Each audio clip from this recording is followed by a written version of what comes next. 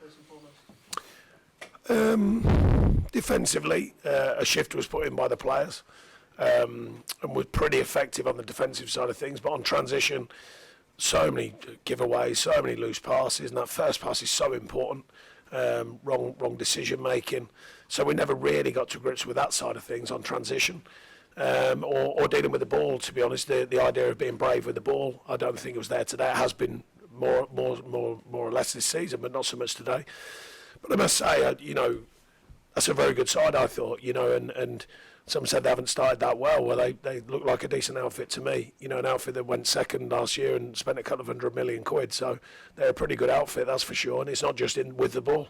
I always mention about Man City. Of course, they're technically bright with the ball, but they work very hard and they anticipate the game very well on transition and without the ball. And I thought there were signs of that from them today, without a doubt. Those issues that you highlighted there, how much are you willing to kind of put that down to what you've just mentioned, the fact this is against a very good Arsenal side, or are you more concerned longer term just around what No, our growth is still, where we are. There's a reality. I spoke very clearly at the end of last season. Nothing was solved. I said there's massive work to be done. I must say I thought we'd have more points on the board by now because of the performance levels we've shown, but the league doesn't lie. So therefore that's that. Against these, it is a tough ask, and I thought, like I say, they played well. But our side of things, I'm frustrated because you can't give the ball away that many times. You break the play up from your shape and your work ethic. A number of times we gave the ball away or made poor decisions. And then, of course, having the energy and the mental energy that when you do work in transition, you're then active. Not just everyone waiting for the chance to break or the chance to build. Then everyone's active, and I think that kind of link on transition was missing. And I think in the end we weren't effective enough to ask many questions of Arsenal. It's 3 consecutive home defeats, but go to Brentford away next week, and then there's a double header against Luton and Bournemouth, which presents an opportunity for Everton.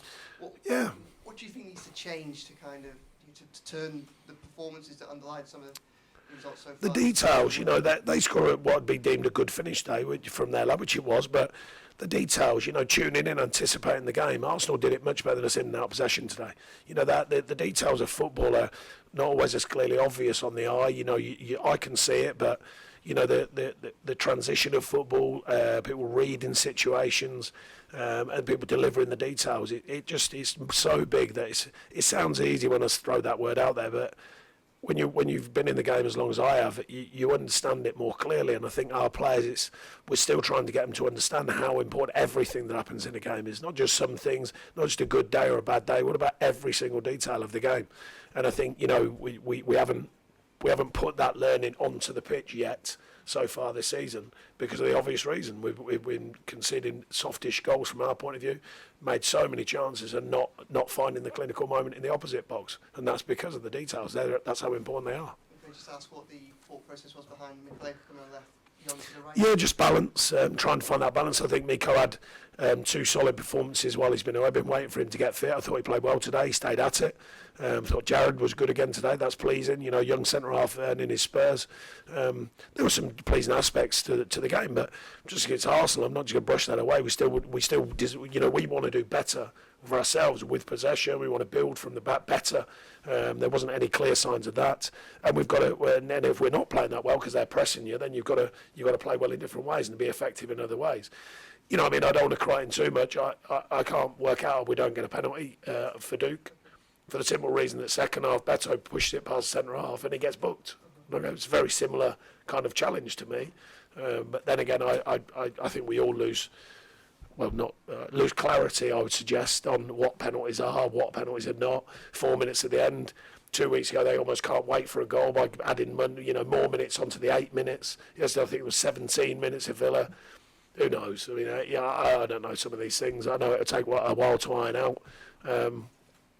Who knows? But you do need some of them things to work for you, not against you. That's for sure.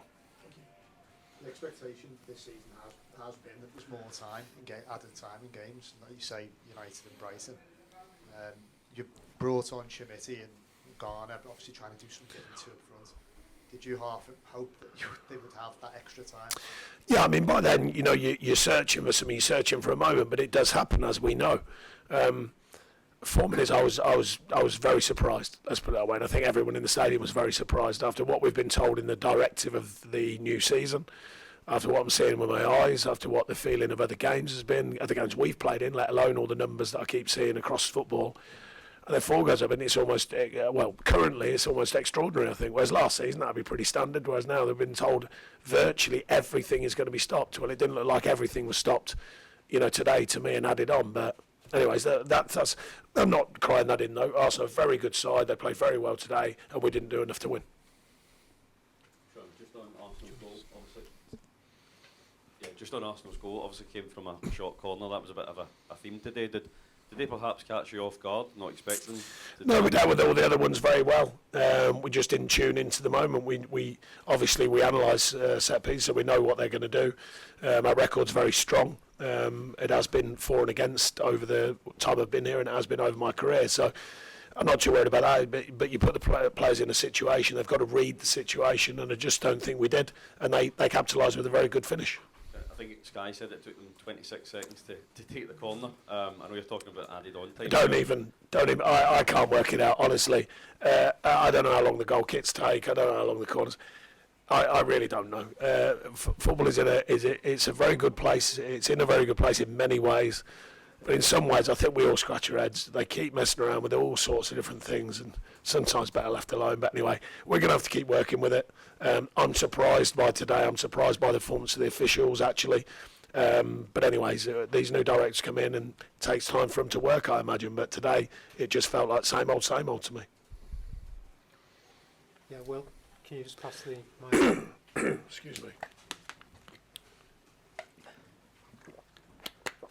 Sean, obviously no goals in 3 home games so far. Some supporters will rightly be getting frustrated by that. So how do you go turning around and making this place a fortress like a lot of fans do? I don't think, I haven't got the whole history of them, but I think the last few seasons they've not been scoring a lot of goals. So you're changing a mindset, you're changing the belief system, you're changing the players to try and be effective.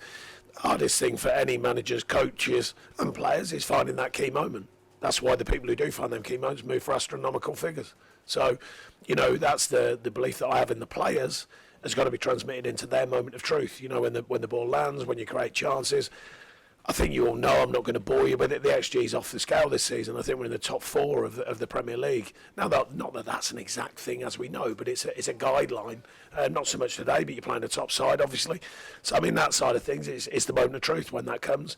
Freeing yourself up to go and take them moments, and make them part of what we do, and changing the noise, if you like. So that's another part of this. We're trying to change the noise of a couple of seasons on many, many different things. I spoke clearly about it last season. I spoke clearly at the end of the season. I'm speaking clearly about it now. It's our responsibility to change the story. It's our responsibility to change the rhetoric and all these stats and facts. That's the way it goes. That's football. It's our responsibility to change it. Any further questions? No? Okay, thank you. Cheers.